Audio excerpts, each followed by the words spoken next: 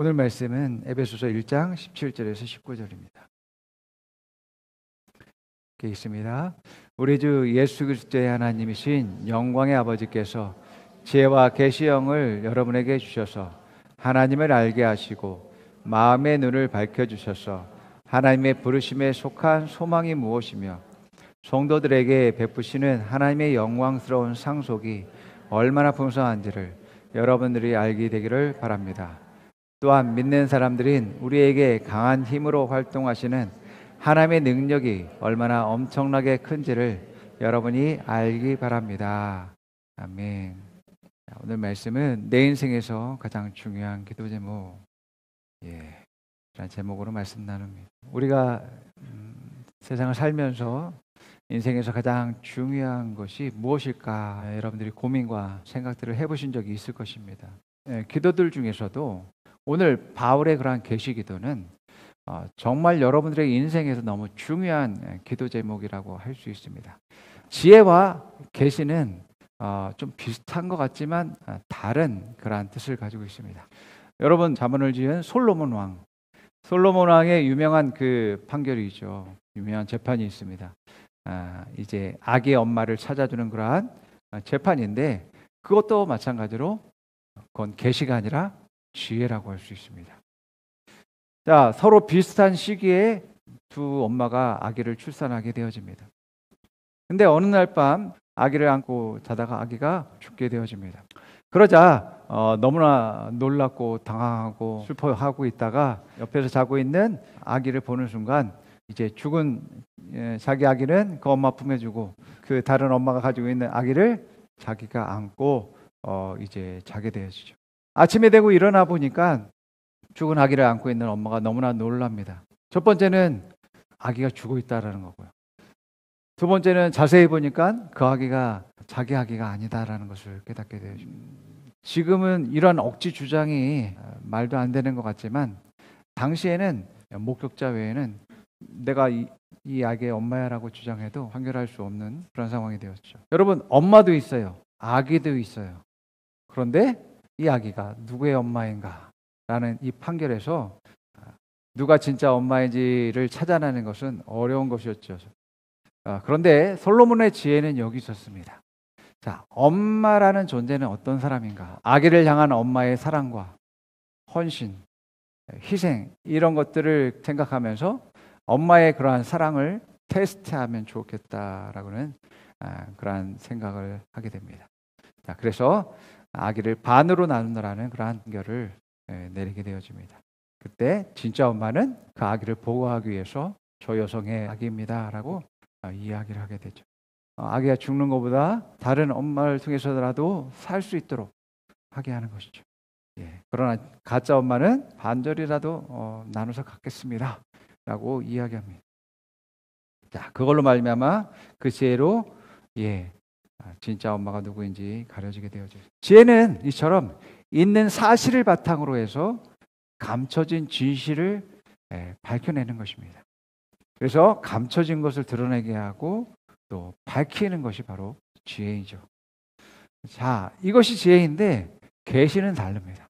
계시는 아무것도 없는 상태, 어떤 사물이나 근거가 없는 그런 상태에서 하나님의 뜻에 의해서 하나님의 계획에 의해서 밝혀지는 것입니다. 그렇기 때문에 계시는 내가 지혜가 있고 똑똑하다고 해서 그 계시를 발견할 수 있는 것이 아닙니다. 지혜는 사물을 관찰하고 연구를 통해서 지혜를 얻을 수 있지만 계시는 내가 아무리 들여다보고 관찰한다고 연구한다고 해서 주어지는 것이 아닙니다. 하나님이 그것을 나타내 보이시고 또 깨닫게 하시고 알게 해야지만이 계시를 받을 수 있는 것입니다. 왜냐하면 이거 하나님의 생각이기 때문에 그렇습니다. 하나님의 뜻과 계획이기 때문에 하나님이 밝혀 보여주지 않는다면 알 수 없는 거예요. 그래서 예언이라든지 말씀을 깨닫는 것도 하나님의 계시가 있어야지만 여러분들이 깨닫게 되어집니다. 계시가 없다면 여러분들은 그냥 그 텍스트를 통해서 여러분들이 가진 경험들, 과학적인 사고들, 논리적인 합리적인 것들로 그 책을 분별하게 될 것입니다. 그 속에선 하나님의 뜻과 하나님의 계획과 하나님의 마음을 그것을 발견할 수 없는 거죠. 말씀도 여러분들이 계시가 있어야지만이 그것을 깨닫게 되어지고 알게 되어져요. 성령의 인도도 마찬가지입니다. 성령의 인도도 성령이 감동케 하고 깨닫게 하는 것도 계시가 있어야지만 되어집니다. 계시가 열리게 되어지면 하나님의 뜻과 계획들이 내게 부어지는 일들이 일어나게 되어져요. 내가 모든 일들 가운데서 찬양하든지 기도하든지 또 말씀을 보든지 내가 하나님의 일을 하든지 전혀 감동도 없고 맹숭맹숭하고 또 하기 싫고 뭐 이런 많은 그런 부정적인 태도들이 계시가 없기 때문에 그렇습니다. 고린도전서 2장 9절에 11절은 이렇게 말해요. 읽어봅니다.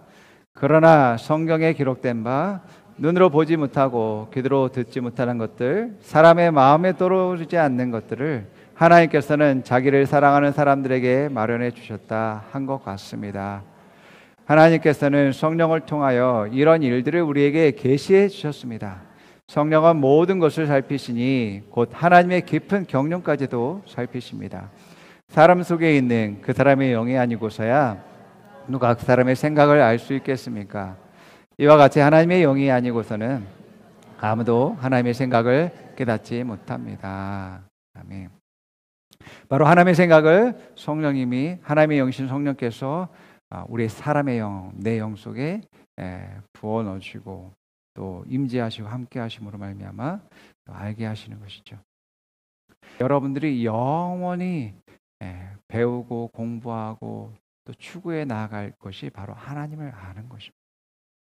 여러분, 우주가 아무리 신비롭고 또 이 세상에 창조되고 만들어진 것이 너무 실묘막측하고 위대하고 그 다음에 사람의 그러한 몸과 신체가 능력이 신기한다 할지라도 이 모든 것을 창조한 하나님만큼 광대하고 광활하며 또 신비한 것이 없을 것입니다. 많은 사람들이 고민합니다. 내가 누구이고 어디서 와서 무엇을 하고 무엇을 해야 되는지에 대해서 고민하고 또 고민하고 염려하고 걱정합니다. 그런데 여러분, 하나님을 알면 모든 것이 다 해결되어집니다. 왜냐하면 하나님이 나를 만드셨기 때문에 또 나를 이 땅 가운데 있게 하셨기 때문에 하나님의 특별한 계획이 있기 때문에 하나님을 알면 내가 누구인지 알고 나를 향한 하나님의 계획과 뜻과 마음들을 알게 되어집니다. 뿐만 아니라 나의 성장과 발전과 또 나의 성공에 대해서도 또 하나님이 계획했다라는 것을 알게 되죠.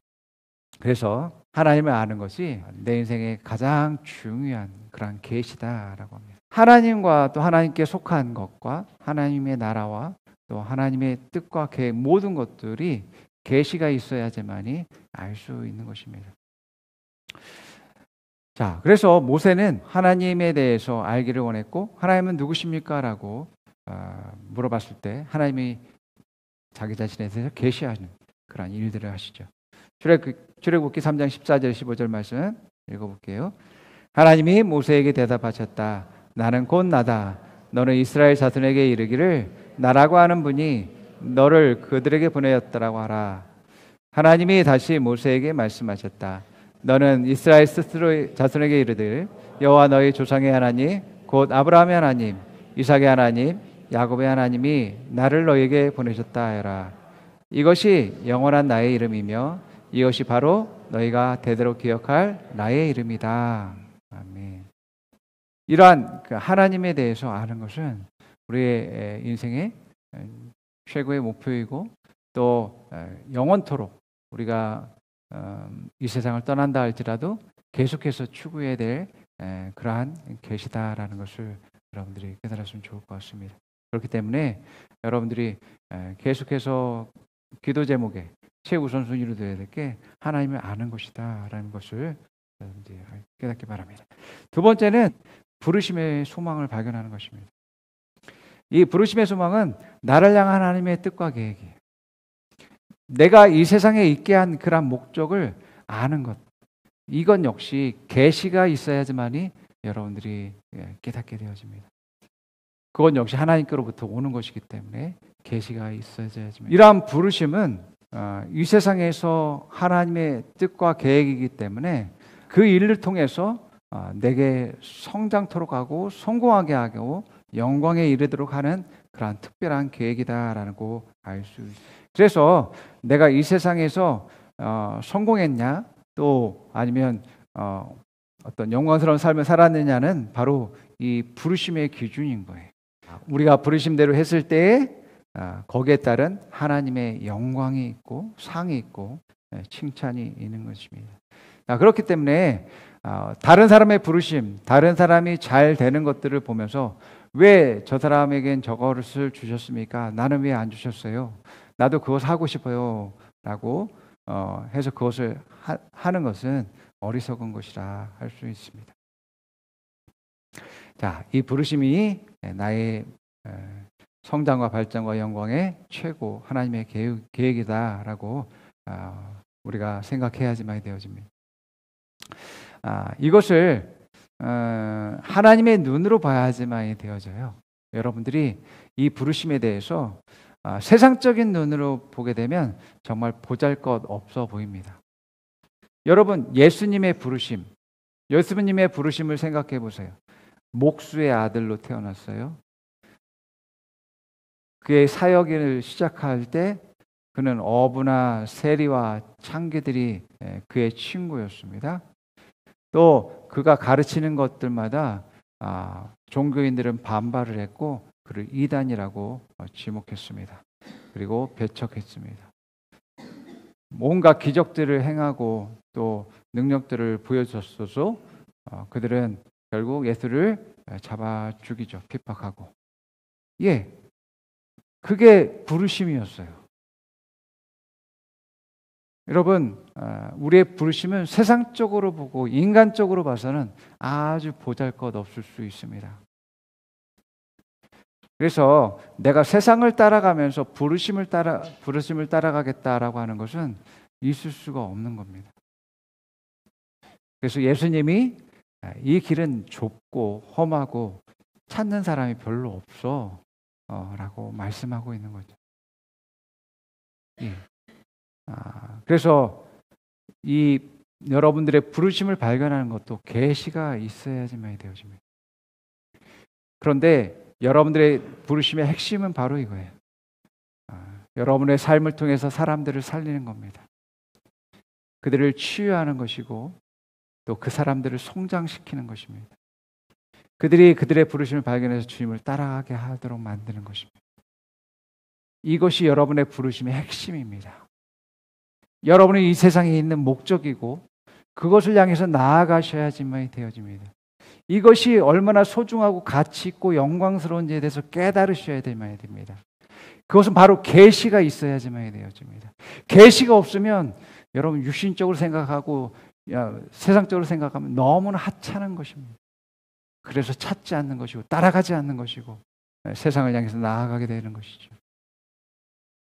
그래서 여러분들이 그 생명이 누구이냐의 그 대상에 다를 뿐이지 우리 모두가 해야 될 그러한 부르심은 사람들을 살리고 그들을 성장시키고 그들의 부르심을 발견해서 주님을 따라갈 수 있도록 만드는 것입니다. 여러분들이 무엇을 추구하든 무엇을 향해서 열심히 가든 간에 여러분들이 그것을 판단해 봐야지만 되어집니다. 이게 끝까지 남을까? 이게 나에게 정말 상이 되고 칭찬이 되고 영광이 되어지는 걸까? 생각해 보셔야죠.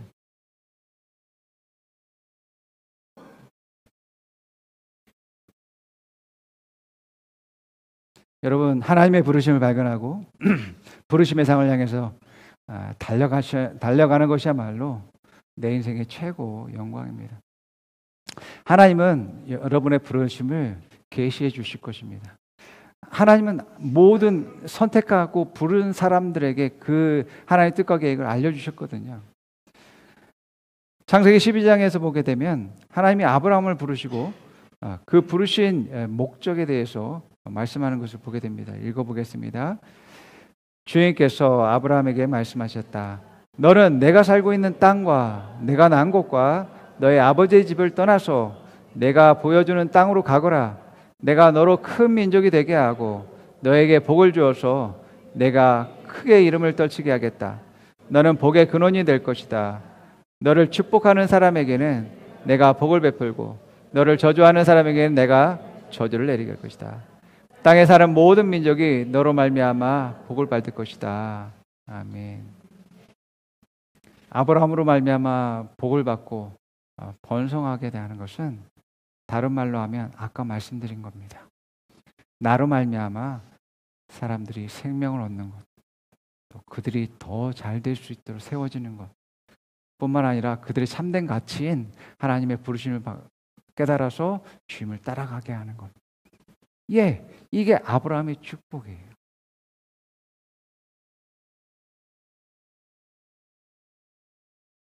하나님은 하나님의 택한 민족이 번성하게 하고 또 아브라함을 통해서 많은 민족을 이루는 것을 계획하셨습니다.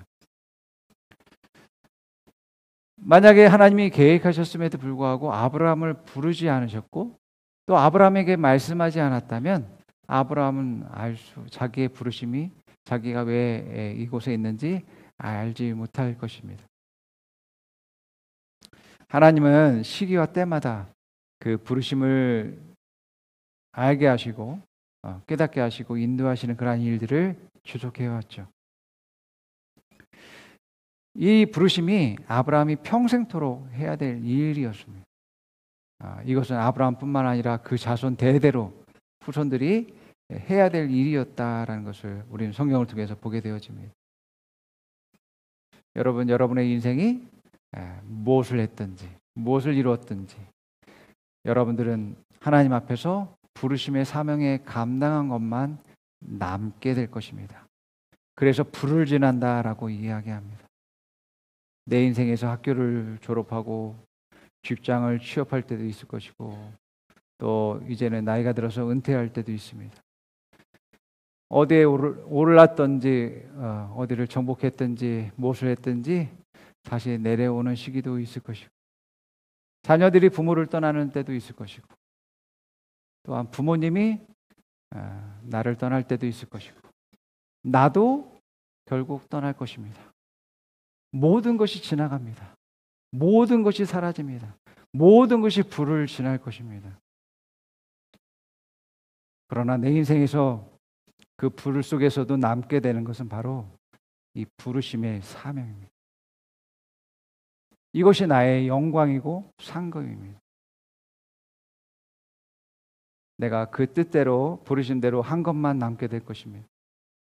그것이 나를 칭찬하도록 하게 하고 상급과 영광을 받게 하는 것입니다. 그렇기 때문에 내가 이것을 향해서 나아가요. 내가 이전 것은 다 뒤로 한 채로 이것을 향해서 이 표대를 향해서 나아가야지만 되죠. 여러분, 오늘 말씀이 뭐라고 하냐면 마음의 눈이 열려야 된다라고 말합니다. 에베소 1장 18절 봅니다. 여러분의 마음의 눈을 밝혀주셔서 하나님의 부르심에 속한 소망이 무엇이며 그렇습니다. 마음의 눈이 열려야지 하나님의 그러한 계시가 내 안에 더욱더 열리는 일들이 일어납니다. 마음이 열릴 때에 우리는 하나님의 그러한 뜻을 내 것으로 받아들이고 믿음으로 받아들이고 자발적인 헌신과 기쁨과 소망을 갖게 되는 것들을 보게 됩니다. 여러분, 이 마음의 눈이라는 것은 하나님이 나를 향한 특별한 뜻과 계획들을 가지고 계셔라는 것을 내가 열어놓는 것입니다.